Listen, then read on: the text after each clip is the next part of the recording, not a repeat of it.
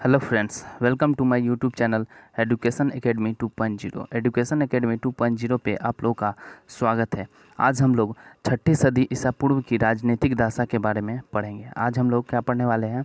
6ठी सदी ईसा पूर्व की जो राजनीतिक दशा थी उनके बारे में हम लोग पढ़ेंगे। इससे पहले जो था हम लोग पढ़े थे शैव धर्म के बारे में, और शैव धर्म एवं जो भागवत धर्म था उससे रिलेटेड बातें जो थी उसमें हम लोग पढ़े थे। उसके बारे में हम लोग डिटेल्स जानकारी लिए थे। तो आज हम लोग पढ़ने वाले हैं 6ठी सदी के ईसा पूर्व जो राजनीतिक दशाएं थी वो उनके बारे में आज हम लोग पढ़ेंगे। उनके 6ठी सदी राजनीतिक दशा में जो उनके महाजनपद बने थे, उनकी जो राजधानियां थी, उन सब के बारे में पढ़ेंगे। साथ ही साथ वो मगध साम्राज्य के बारे में पढ़ेंगे, जिनके वास्तविक संस्थापक जो थे उनके बारे में पढ़ेंगे। तो उन सब के बारे में आज हम लोग पढ़ने वाले हैं। तो हम लोग स्टार्ट करते हैं इसको। तो सबसे पहले हम लोग स्टार्ट करते हैं मगध साम्राज्य से। तो मगध साम्राज्य का जो सर्वप्रथम उत्कर्ष जो हुआ था किस शताब्दी में हुआ था, वो किस शताब्दी में हुआ था? तो प्रथम मगध साम्राज्य का जो उत्कर्ष हुआ था वो 6ठी ईसा पूर्व में हुआ था। 6ठी शताब्दी ईसा पूर्व में मगध साम्राज्य का जो है उत्कर्ष हुआ था। और इसका वास्तविक संस्थापक जो माना जाता है, इसका जो वास्तविक संस्थापक माना जाता है बिंबिसार को माना जाता है। मगध साम्राज्य का जो वास्तविक संस्थापक अगर कहा जाए तो वो बिंबिसार को माना जाता है, जो लगभग 544 ईस्वी से लेकर 549 ईस्वी ईसा पूर्व तक, 544 ईस्वी से 549 ईसा पूर्व तक इनके जो थे शासक रहे। मगध साम्राज्य का जो प्रथम उत्कर्ष जो हुआ था वो 6ठी शताब्दी में हुआ था, और इनका वास्तविक शासक बिंबिसार थे, जिन्होंने 544 ईस्वी पूर्व से लेकर 549 ईस्वी पूर्व तक इन्होंने यहाँ का संस्थापक यानी कि शासक जो थे, यहाँ पे मगध साम्राज्य का जो शासक बने रहे। ठीक है। उसके बाद था गोदावरी नदी के तट पर स्थित महाजनपद का क्या नाम था? गोदावरी नदी के तट पर जो महाजनपद जो था उनका क्या नाम था? तो उनका नाम था अस्मक, जो कि दक्षिण भारत में स्थित है, जो कि दक्षिण भारत में एकमात्र महाजनपद है जिसे अस्मक के नाम से जाना जाता है। और ये गोदावरी नदी के तट पर स्थित है, ये गोदावरी नदी के तट पर जो है स्थित है। नंद वंश के पश्चात जो बातें हुई थी वो नंद वंश के पश्चात मगध पर किस राजवंश ने शासन किया था? तो मौर्य वंश ने इन पे शासन किया था। नंद वंश से पहले मगध साम्राज्य पर मौर्य वंश ने शासन किया था। चंद्रगुप्त मौर्य जो थे वो मगध वंश पे शासन किए थे। पाटलिपुत्र को किस शासक ने सर्वप्रथम अपनी राजधानी बनाया था? तो पाटलिपुत्र को सर्वप्रथम अपनी राजधानी जो बनाने वाले शासक थे वो थे उदयन थे, जो कि बिंबिसार के ही वंशज थे। और वो पाटलिपुत्र को अपना राजधानी पहली बार उन्होंने पाटलिपुत्र को अपना राजधानी बनाया था। और नंद वंश से पहले जो मौर्य वंश थे उन्होंने मगध साम्राज्य पर अपना शासन चलाया था। उदयन जो था वो उदयन वासुदेवता की जो कहानी है उस पर विशेष से संबंधित है। ये उज्जैन से जो संबंधित है, ये उदयन की जो कहानी है, वासुदेवता की कहानी जो है उदयन की, जो कि उज्जैन से संबंधित रखता है। उज्जैन से संबंधित रखने वाला जो कहानी है वो है उदयन वासुदेवता की कहानी जो है उज्जैन शहर से संबंधित है। सिकंदर के आक्रमण के समय उत्तर भारत में नंद वंशीय शासक था। जो उस समय का जो शासक था वो था घनानंद। सबसे पहले कि नंद वंश का जो संस्थापक था उसका नंद वंश का जो संस्थापक था वो था महापद्मनंदन। जो संस्थापक था उसका नाम था महापद्मनंदन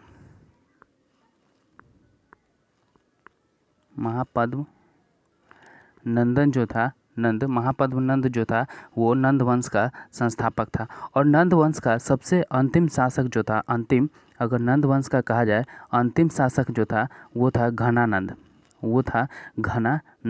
और घनानंद जो शासक था वो नंद वंश का सबसे अंतिम शासक था। साथ ही साथ घनानंद जो था वो एक अय्यासी टाइप का शासक था, जो कि अपने अय्यासी में ही रहता था। उन्हें राज्य के जनताओं से कोई लेना देना नहीं होता था। ये यही कारण था कि नंद वंश का विनाश का कारण जो था ये घनानंद था। घनानंद ने चाणक्य का जब विरोध किया था, चाणक्य का अपमान भी किया था, उसके उपरांत ही घनानंद की समाप्ति हो गई थी और इस पे चंद्रगुप्त मौर्य ने अपना साम्राज्य स्थापित किया था। ये इस टाइप से जो था, इस प्रकार जो था, ये घनानंद की और यानी नंद वंश की जो थी वो समाप्ति का सबसे बड़ा कारण बना चाणक्य। ठीक है, तो घनानंद यानी कि नंद वंश के समय कहा जाए तो नंद वंश के समय वो सिकंदर जो था भागरथ पर आक्रमण किया था और नंद वंश का जो था अंतिम शासक वो घनानंद रहा। ठीक है, और घनानंद जो कि चाणक्य के अपमान के कारण ही इनका जो नंद वंश था उनका विनाश हो गया। ठीक है, गौतम बुद्ध के समय का प्रसिद्ध वैद्य जीवक को किसने अपने दरबार में स्थान प्रदान किया था? तो बिंबिसार जो थे वो अपने दरबार में वैद्य जीवक जो थे उनको दरबार में अपना स्थान प्रदान किए थे गौतम बुद्ध के समय में। प्राचीन स्थान श्रावस्ती का नगर विनाश किस आकृति का हुआ करता था? तो अर्ध चंद्रकार का हुआ करता था। प्राचीन स्थान के समय में जो श्रावस्ती यानी कि विनाश श्रावस्ती जो था वो एक विनाश का नगर कहा जाता था। यहाँ पे लोग बैठ के सन्यासी के रूप में अपना जीवन को जो था वो सन्यासी के रूप में ही व्यतीत करता था। तो वो जो उसका जो आकार था वो अर्धचंद्र आकार के था। ठीक है, मगध के किस शासक ने राज्यारोहण के लिए अपने पिता की हत्या की एवं स्वयं भी अपने पुत्र द्वारा मारा गया? तो अजातशत्रु को पितृहंता भी कहा जाता है। अजातशत्रु जो थे वो बिंबिसार अपने पिता की हत्या किए थे। उनके बाद वो शासन किए थे, लेकिन उसके बाद अजातशत्रु के जब पुत्र हुए तो अजातशत्रु के पुत्र भी अपने पिता की हत्या करने के बाद वो शासन करना जो था अपने साम्राज्य पे, मगध साम्राज्य पे शासन करना शुरू कर दिए थे। और अजातशत्रु को पितृहंता भी कहा जाता है क्योंकि इन्होंने अपने पिता की हत्या किए थे, इसलिए इसे पितृहंता के नाम से भी जाना जाता है। तो पिता की हत्या तथा अपने पुत्र द्वारा भी मारा गया, ऐसा वो कौन सा शासक है? तो ऐसा वो शासक अजातशत्रु है। सिकंदर एवं पोरस की जो सेना है, सिकंदर एवं पोरस की सेनाओं के मध्य किस नदी के तट पर जो है युद्ध हुआ था? तो सिकंदर और पोरस की जो सेना थी उन दोनों के बीच में जो युद्ध हुआ था वो युद्ध हुआ था झेलम नदी के तट पे सिकंदर एवं पोरस की सेनाओं के बीच जो है युद्ध हुआ था झेलम नदी के तट पर हुआ था। और सिकंदर के सेनाओं के द्वारा और पोरस की जो सेनाओं थे उनके मध्य में, उनके बीच में जो युद्ध हुआ था वो झेलम नदी के तट पे हुआ था। किस शासक को परशुराम का दूसरा अवतार कहा जाता है? तो नंद वंश का संस्थापक महापद्मनंद को, नंद वंश के जो संस्थापक हैं महापद्मनंद, उनको परशुराम का दूसरा अवतार के रूप में कहा जाता है, दूसरा अवतार उन्हें माना जाता है। महापद्मनंद जो थे वो बहुत ही अच्छे किस्म के लोग थे, बहुत ही अच्छे थे, इन्हें इसलिए परशुराम का जो है दूसरा अवतार माना गया। लेकिन नंद वंश का जो अंतिम शासक था वो बहुत ही निर्दयी टाइप के थे। वो अपने प्रजाओं को, वो अपने जनताओं को जो उनके राज्य में हुआ करते थे उनका थोड़ा भी ख्याल नहीं करते थे और हमेशा वो अपने अय्यास के दुनिया में वो हमेशा रहते थे। वो अपने अय्यासी पे ज़्यादा फोकस करते थे और यही कारण था उनके विनाश का, नंद वंश का विनाश का जो कारण था वो घनानंद का अय्यासी रूप था। अय्यासी रूप जो था वो घनानंद का विनाश का कारण बना। सिकंदर के समकालीन यूनानी लेखकों का जो विवरण है, सिकंदर के समय जो यूनानी लेखक जो भारत आए थे उनका विवरण इस प्रकार दिया गया है। इस प्रकार दिया गया है। पहला जो अरिस्टोब्यूलस जो कि 327 से लेकर 26 ईसा पूर्व तक 326 से लेकर 27 ईसा पूर्व तक इनकी प्रमुख रचनाएं जो थी वो युद्ध का इतिहास है। इनकी प्रमुख रचनाएं जो है उनमें युद्ध का इतिहास है। साथ ही साथ इनका जो महत्वपूर्ण जो साक्ष्य प्राप्त हुआ है वो एरियन एवं प्लूटार्क ने अपनी रचनाओं का आधार बताया है। एरियन व प्लूटार्क ने अपनी रचनाओं का आधार बताया है, वो आधार है महत्वपूर्ण साक्ष्य के रूप में इसे माना गया। यानी कि अरिस्टोब्यूलस जो है वो 327 से 26 ईसा पूर्व तक 26 ईसा पूर्व के बीच में वो आए थे। उसी बीच में उनकी जो प्रमुख रचनाएं हैं वो रचना है युद्ध का इतिहास। और साथ ही साथ उनका जो साक्ष्य प्राप्त हुआ था वो प्राप्त हुआ था एरियन और प्लूटार्क ने, जो कि अपनी रचनाओं का आधार बताया। उसके बाद है ओनो सेक्रेटियस जो है उन्होंने भी उनका समय काल जो है वो भी 327 से लेकर 326 ईसा पूर्व तक और सिकंदर की जीवनी इन्होंने लिखी थी। इनकी जो प्रमुख रचनाएं हैं उन प्रमुख रचनाओं का नाम जो है वो है सिकंदर की जीवनी। यह जहाज बेरों का चालक कहा जाता था। इनका जो प्रमुख साक्ष्य है उन्हें जहाज़ का बेरों का चालक कहा जाता था। सिकंदर को जहाजी बेरों का चालक भी कहा जाता था। उसके बाद जो तीसरा लेखक जो थे प्रमुख थे निरियाकस जो थे उन्होंने भी 327 से 26 ईस्वी पूर्व में स्ट्रेब्रो व एरियन विवरण इनकी जो प्रमुख रचनाएं थी और साथ ही साथ सिकंदर के जहाजी बेरों का एडमिरल भी थे। साथ ही साथ ये सिकंदर के जहाजी बेरों का एडमिरल भी रह चुके थे। तो सिकंदर के समय जो लेखक आए थे, यूनानी लेखक जो थे वो प्रमुख जो थे वो 3 थे, अरिस्टोब्यूलस, ओनो सेक्रेटियस और निरियाकस। और तीनों का जो समय काल है वो 327 से लेकर 326 ईसा पूर्व रहा। और इनकी जो प्रमुख रचनाएं हैं अरिस्टोब्यूलस का वो है युद्ध का इतिहास। ओनो सेक्रेटियस जो है इनकी प्रमुख रचनाएं जो है वो है सिकंदर की जीवनी। और निरियाकस का जो रहा वो स्ट्रेब्रो एवं एरियन का विवरण इनकी प्रमुख रचनाएं रही। तो इन तीनों लेखक के बारे में, इन तीनों लेखक का नाम और इनकी जो प्रमुख रचनाएं हैं उन्हें आप लोग याद रखिएगा। इन तीनों लेखक का नाम, इनका समय काल तो सेम ही है लेकिन इनकी जो प्रमुख रचनाएं हैं वो ज़रूर याद रखिएगा। मतलब खास करके जो ओनो सेक्रेटियस है जिन्होंने सिकंदर की जीवनी के बारे में बताया था उनको आप लोग ध्यान रखिएगा, ये इम्पोर्टेंट है। उसके बाद हम लोग जनपद के बारे में पढ़ते हैं। उसके बाद हम लोग का जो महाजनपद है जिनकी राजधानी और उनके उनके महाजनपद और उनकी राजधानी कौन कौन सी हुई थी उनके बारे में हम लोग पढ़ने वाले हैं। तो महाजनपद जो टोटल महाजनपद की जो संख्या है वो है 16। टोटल महाजनपद की जो संख्या है वो है 16 और उनकी राजधानी भी साथ में है। तो पहले क्रम पे जो महाजनपद थी वो है अंग है। पहले जनपद जो है वो अंग है, जिन्हें चंपा या प्राचीन नाम मालिनी जो कि मुंगेर के नाम से जाना जाता है। इनकी अंग की राजधानी जो है वो चंपा में है, जो प्राचीन नाम में मुंगेर के नाम से फेमस है, लेकिन अभी भी वर्तमान में मुंगेर ही कहा जाता है। मगध जो कि इसकी राजधानी राजगिरी जिसे व्रज के नाम से भी जाना जाता था। तीसरा महाजनपद जो है मल जिसे पावापुरी, देवरिया, गोरखपुर या कुशीनारा या पावापुरी या देवरिया गोरखपुर के नाम से जाना जाता है। ये इनकी राजधानी रही थी। चौथा नंबर की है जो काशी महाजनपद थे उनकी राजधानी वाराणसी थी। जो चौथा जनपद है उनका नाम है काशी और इनकी राजधानी वाराणसी रही थी। पांचवा जनपद है कौशल जो है इनकी राजधानी श्रावस्ती, अयोध्या, फैजाबाद में था।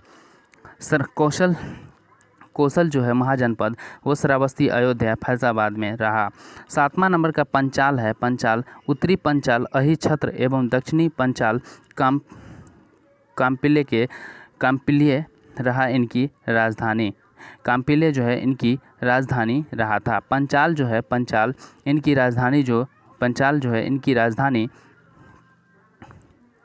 वो उत्तरी पंचाल रहा था। कुरु कुरु जिनकी राजधानी इंद्रप्रस्थ मेरठ यानी कि दक्षिण पूर्व हरियाणा रहा। मेरठ जो है, मेरठ अभी वर्तमान में उत्तर प्रदेश में पड़ता है और ये दक्षिण पूर्व यानी कि हरियाणा से दक्षिण पूर्व दिशा में अभी भी स्थित है। 8वां नंबर में वज्जी, जिसे विदेह या मिथिला, इनकी जो राजधानी थी वज्जी की वो विदेह एवं मिथिला थी। उसके बाद है मत्स्य, मत्स्य इनकी राजधानी विराटनगर जयपुर है। वत्स कौशाम्बी इलाहाबाद बांदा में है। शूरसेन मथुरा में स्थित है, शूरसेन जो कि मथुरा में स्थित है। उसके बाद है चेदी जो कि सोथीवती यानी शुक्तिमती के नाम से फेमस है। शूरसेन जो कि मथुरा उत्तर प्रदेश में है, चेदी जो कि सोथीवती जिसे सुक्तिमती के नाम से जाना जाता है। अश्मक पोतन या पोटली इनकी राजधानी रही। अवंती, अवंती उनकी राजधानी उत्तरी अवंती यानी कि उज्जैन जो कि दक्षिणी अवंती के नाम से, महिष्मती के नाम से भी जाना जाता है। 7वां नंबर का है गंधार, जिसे तक्षशिला पाकिस्तान में, अभी वर्तमान में जो तक्षशिला जो है ये पाकिस्तान में पड़ता है और सबसे पुराना यूनिवर्सिटी जो है, सबसे पुराना विश्वविद्यालय जो है वो तक्षशिला ही है। 7वां नंबर का जो हमारा महाजनपद है वो है कंबोज और इनकी राजधानी है हाटक राजपुर। हाटक राजपुर जो कि कहाँ है, जो कि स्थित है कश्मीर में। यानी कि वज्जी तथा मल महाजनपदों में गणतांत्रिक व्यवस्था थी। वज्जी और मल में जो वज्जी और मल जो महाजनपद थे वहाँ पे गणतांत्रिक व्यवस्था थी, ठीक है। और हड़ेक वंश का जो शासक था, हड़ेक वंश का जो अंतिम शासक रहा वो था नागदशक। उनकी हड़ेक वंश का जो शासक था वो था नागदशक। मैं इन सब के बारे में आपको अगले लेक्चर में आपको डिटेल्स से पढ़ाऊँगा। अगले लेक्चर में जैसे जिन मगध साम्राज्य पे किन किन का राज हुआ और कौन कौन से शासक आए थे, किस किस वंश का जो चर्चा हुआ था, उन सब के बारे में मैं आपको डिटेल्स अगले लेक्चर में पढ़ाऊंगा, ठीक है। और इसमें आपको थोड़ा थोड़ा ब्रीफली मैं बता रहा हूँ। तो हड़ेक वंश जो थे, हड़ेक वंश उनके अंतिम शासक जो थे वो थे नागदशक। उज्जैन का प्राचीनतम नाम अवंतिका था। उज्जैन का जो प्राचीनतम नाम था वो था अवंतिका। सिकंदर की मृत्यु कहाँ हुई थी, तो ये बेबीलोन में 323 ईस्वी पूर्व में हुआ था। ग्रीक लेखकों ने किस शासक का उल्लेख अग्रमीज एवं जैंद्रमीज के नाम से किया है, तो ये घनानंद ऐसे ही, मतलब घनानंद ऐसे ही फेमस नहीं थे। घनानंद जो एकदम अय्याश टाइप के थे, जिन्हें ग्रीक लेखकों द्वारा अग्रमीज एवं जैंद्रमीज के नाम से जाना गया। तो इस प्रकार आज हम लोग 6ठी ईसा पूर्व जो राजनीतिक दशा थी उन सब के बारे में पढ़े हैं। तो एक बार आप लोग जनपद के बारे में फिर से आप लोग एक बार मेरे साथ रिवाइज कीजिए, क्योंकि जनपद से क्वेश्चन आ ही जाता है। तो हम लोग देखते हैं फिर से कि महाजनपद, टोटल महाजनपद जो है वो है 16 और 16 के साथ साथ इनकी राजधानी भी आपको याद करना है, इनकी राजधानी भी याद रखना है, इनकी राजधानी जो है वो भी याद रखना है। तो यानी कि टोटल जनपद जो हो गया वो 16 है और साथ में इनकी राजधानी है वो भी याद रखना है। तो हम लोग स्टार्ट करते हैं फर्स्ट नंबर से। फिर से आप लोग याद कीजिए इसको मेरे लेक्चर के साथ साथ। तो अंग महाजनपद है जिनकी राजधानी चंपा यानी कि प्राचीनतम नाम जिसे मुंगेर के नाम से, प्राचीन का मालिनी जिसे मुंगेर कहा जाता है वर्तमान में। मगध गिरिज व्रज और राजगृह के नाम से भी इनकी राजधानी फेमस है। मल कुशीनारा, पावापुरी या देवरिया, गोरखपुर कहा जाता है, लेकिन अभी ये पावापुरी जो कि बिहार और झारखंड के बॉर्डर के आसपास है। चौथा नंबर का जो जनपद है वो है काशी जिसकी राजधानी वाराणसी है। कौशल जिसकी राजधानी श्रावस्ती, अयोध्या, फैजाबाद में है। पंचाल जिसकी राजधानी उत्तरी पंचाल, अहिछत्र या दक्षिणी पंचाल, काम्पिल्य है। कुरु जो कि इसकी राजधानी इंद्रप्रस्थ, मेरठ, दक्षिणी पूर्व हरियाणा है। वज्जी विदेह या मिथिला है। मत्स्य जिसकी राजधानी विराटनगर, जयपुर है। वज्जी जिनकी राजधानी विदेह या मिथिला है और मत्स्य जिनकी राजधानी विराटनगर और मिथिला रहा। वत्स कौशाम्बी इलाहाबाद, बांदा। शूरसेन मथुरा, चेदी सौतीवती, सुक्तिमती इनकी सुक्तिमती के नाम से ये फेमस था। इनकी राजधानी अस्मक ये था पोतान या पोटली।